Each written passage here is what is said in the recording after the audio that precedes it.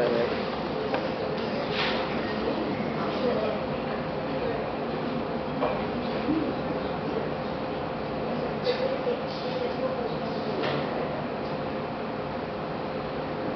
alaikum warahmatullahi wabarakatuh. Good afternoon. My name is Khalid Mohammed Sheikh, and on behalf of my group over there, I will be very glad to introduce you briefly our guest speaker, Dato Ghazali, being Dato Mohammed Yusoff, today.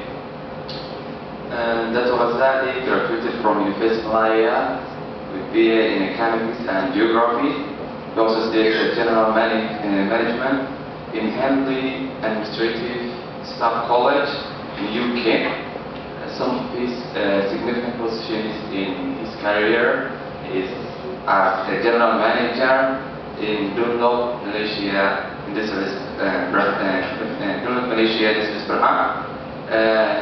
was also executive chairman at Arab Malaysian Bank, and more importantly, from 1983 as the president, a self-employed entrepreneur, and the executive chairman for Yusoff Technologies in Berhad.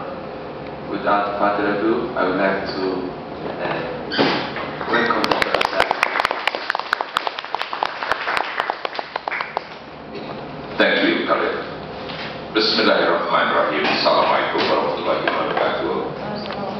I hope you don't mind if I just make myself a bit comfortable. Alright, firstly, let me thank Allah subhanahu wa ta'ala for being here back again in my old university. I graduated in 1968 and at the university in 1965 in economics and geography, because those years they did not have a faculty of economics nor faculty of business and accountancy. It was under the arts faculty. I was a very active member in the campus. I was social secretary of the Student Union, founder of the Speaker's Corner, and lots of other things besides that. But I found that my years in the university, doing all the things that you are doing now, perhaps a little bit more, very useful for my career. I got the job in Dunlop, not because of my economics degree or geography degree, let me be very frank with you, but simply because of my music. I'm a pianist, I'm a qualified musician. I studied music as a degree until grade 8. In fact, my youngest girl is doing a PhD in music now at Bristol University. Anyway, music has always been my love. But it was music that developed my personality. It gave me the confidence. It gave me the ability not to have any stage frights. I enjoy talking to people, performing for people, interacting with people. And these were the strong points in my career that when I joined Dunlop, I did extremely well. Those years, there were double promotions in school. And I had the distinction, shukr alhamdulillah, of having 2 double promotions. So I did Form 1, Form 3, and Form 5. Because the headmaster at that time, the education system allowed it that you can skip those forms if you're a good student. So when I graduated, I was only 20 years old from the university. And I joined Dato and had a remarkable career. And by the age of 29, I was general manager of a multinational in Kuala Lumpur, which was at that time a British company. Now, having said all those wonderful things about myself, how come I got involved in business? Those days it was a British company. You can never become number 1. The highest you can go to is number 2. And that's what I became. So I was telling myself, what the hell am I wasting my time? I can never become the CEO of this company, no matter how great the company is. Let me start something new. So, armed with my little experience, because I was a bit frustrated, because I'm a very ambitious man, I saw this fantastic opportunity in Arab Malaysian Bank. Those days it was called Arab Malaysian Development Bank. And the governor at that time, the late Tun Ismail Ali, was looking for someone to run the bank, because it was at that time not very well run. I will not tell you the reasons why, but that's a matter of a separate venture on banking and finance administration. But the directors of the bank, of the central bank, thought I was the best candidate. So lo and behold, I was offered the job of CEO of the bank at the age of 31. I took the job because I'm a man who loves challenges. Remember I told you, I like meeting people. I like interacting. I'm a good, deep person. I do not do things myself. I organize people to do this one. And that's exactly what I did in the bank. And after 3 years, almost 3 years, the bank was in very good cause. And now, of course, Tan Sri Azman Hashim owns the Arab Malaysian Bank. Of course, he has now sold it to Australia and New Zealand Bank. But he started it and built it. But I turned around the bank, armed with the little knowledge that I knew about merchant banking, but armed with the full conviction that I had confidence in myself. Then I realized at the end of that 3 years or so with the bank, is this the bank for me? I enjoyed it. I turned the bank around. When I first joined the bank, we made a profit of only 6 billion ringgit. But when I left the bank 3 years later, we had a profit of $27 million. I thought it was not bad for a musician to be able to turn back around a financial institution. But remember, please remember, I'm skilled at recruiting people. I'm skilled at people management. I'm very good at marketing. I'm very good at putting forth ideas, promoting strategies. And this is what I would like to call my core competencies. And this is the thing that I use. This is a God-given quality. I have the ability to communicate, and I can communicate quite convincingly. So I decided to go into something that I thought had a terrific potential. At that time, Petronas was just starting to grow, our national oil corporation. I'm sure you all heard of Petronas. And I thought maybe this is the field that I should go into. So I wanted to start in a very small way, being a very modest person. I had no big ambitions. I just wanted to start something small. So I went to Petronas. I saw, he's still around. He's now retired, my good friend. He's now on the board of what's this company? I forgot the name of the company. It's a publicly listed company. He's on the board of that company now.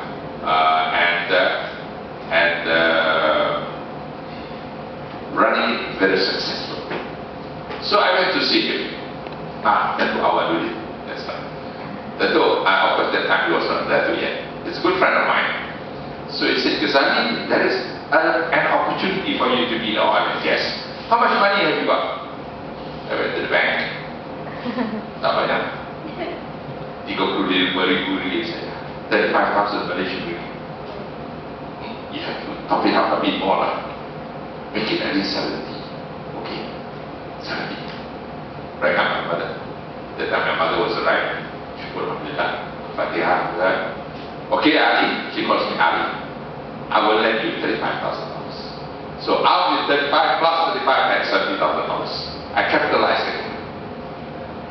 Our lady tell me, Ghazali, you go and see my good friend in the factory and machineries department. Haminder Singh. He's still alive. He was the DE at the time. So I went to see my good friend Haminder. I said, Ghazali, because you are such a nice person, you play very good music, which I like very much, and you are so pleasant, you always have a smile on your face, I want to give you a little opportunity. I said, what is it, Haminder? You see this cooking gas cylinder? You know, the cooking gas? We are doing it now. We make 5 cents, and we find that for the Department of Factory and Machineries to do this kind of job for just 5 cents profit is a ridiculously waste of time and money. Now, if you're willing to do this, Ghazali, I will give this job to you, lock, stock and barrel. So I took it. I took it because I somehow rather had a feeling that gas cylinders is just the beginning of bigger things to come. Inshallah. So if you go to my office now, you're all welcome. By the way, I will leave my business card. As you enter the office, you'll see a little cooking gas cylinder with the saying at the top, "This is where it all began." And on top of that gas cylinder, you see a little 5-cent coin framed in gold. Sedikit, sedikit jadi bukit. Little by little, it becomes a mountain. And my hunch was right. Because now, my dear friends, I'm not inspecting gas cylinders. Nusantara Technologies is not inspecting all the oil rigs, all the oil refineries, all the pressure vessels, all the gas pipelines. We just got a very big job in Sudan, by the way, for the gas pipeline. Now, why am I telling you this? You see, in life, you must be able to seek opportunities, no matter how small, but you make sure that you do a damn good job. Forgive the language, please. Make sure you do a damn good job. And that's what I did with the cooking gas cylinders.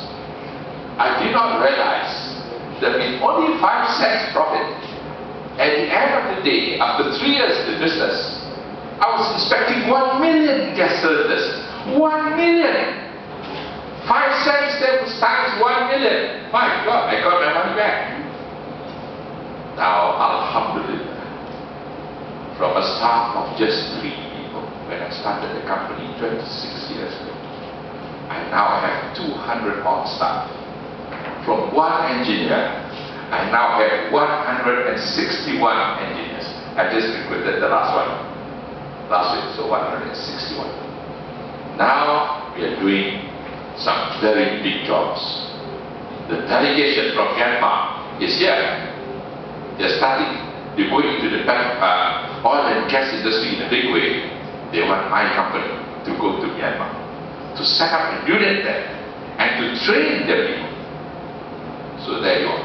So you can see here, the ability to seek opportunities, the ability to put things together, which is my skill, by the way, the ability to hire the best brains, which is again my skill, because as a band leader in a band, you must be able to pick the right musicians to play the right music to suit the right crowd.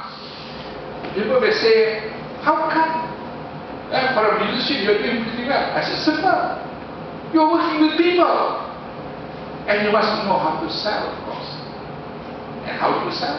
You must make people relax, they feel comfortable with you, they like you, they like your personality, they like your body language, and that's it.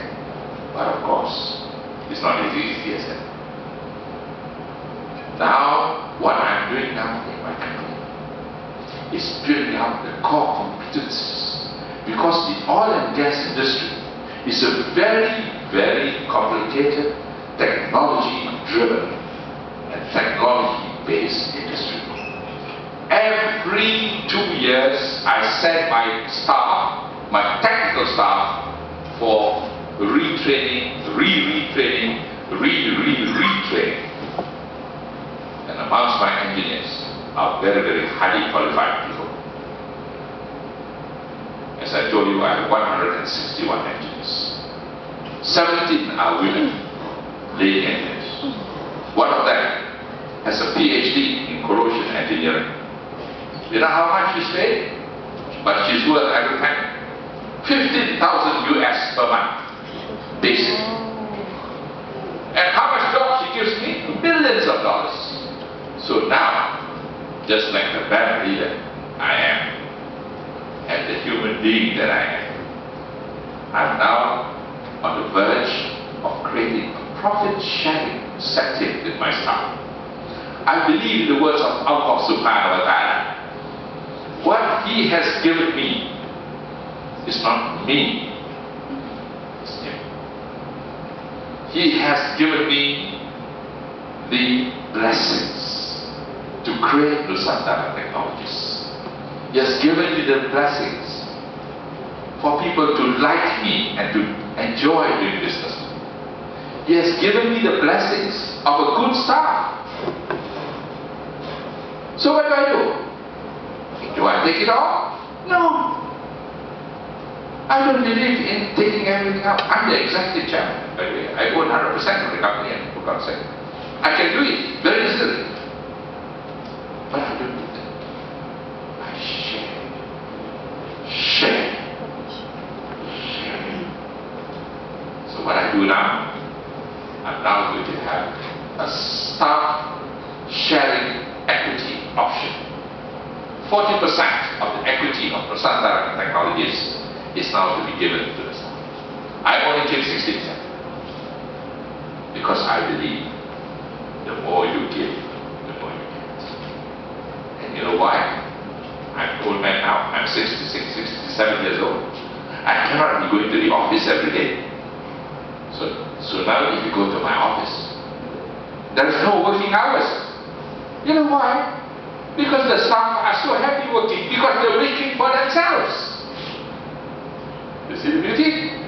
They own the company, partly. And the boss is always generous and willing to share. So we're now working on a lot of schemes, not just to give money, but to give other forms of incentive.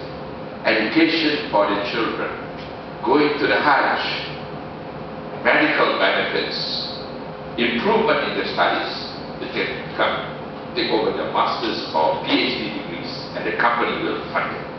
Because I believe progress, if it's real progress, is based on knowledge and building up your professional competencies. And whoever takes the lead must share in that benefit, must share in the benefits that Allah has given to him. So this has always been my stand. So now, I'm a very happy man. That's why I have so much time. Actually, I can be here the whole day. Because I feel so gratified. I'm so happy that life has been so rewarding for me. It all started on the piano many, many years ago, entertaining a friend who offered me a job, and meeting a friend who gave me a business from the gas cylinder, from 5 cents profit. Now, of course, I won't say how much, but it's quite a bit. Alright? So now I'm in a position to do this kind of things.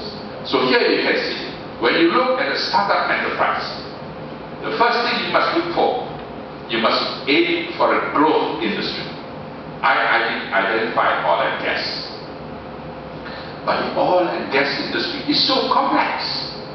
My God, there were a few thousand opportunities.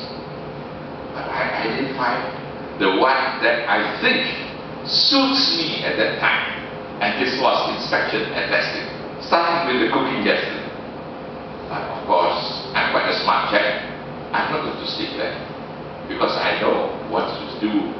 Things like testing of metals, non-destructive testing, material testing, and all sorts of work related to testing. You need to expand your expertise.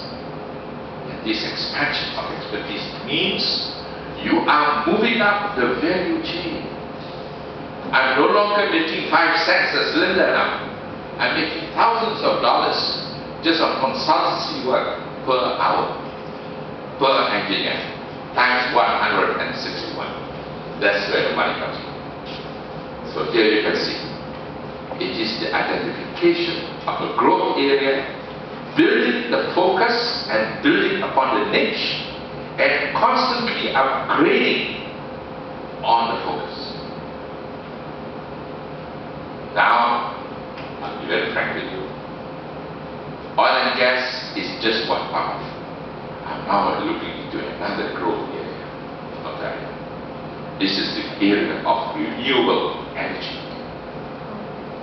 One day when you come to my office, you come and see another building. I've just bought a 3-story building. It is related to renewable energy. Now, what is renewable energy? Solar, wind, biogas, thermal, all sorts of things. So now I'm building up my expertise. I'm looking at new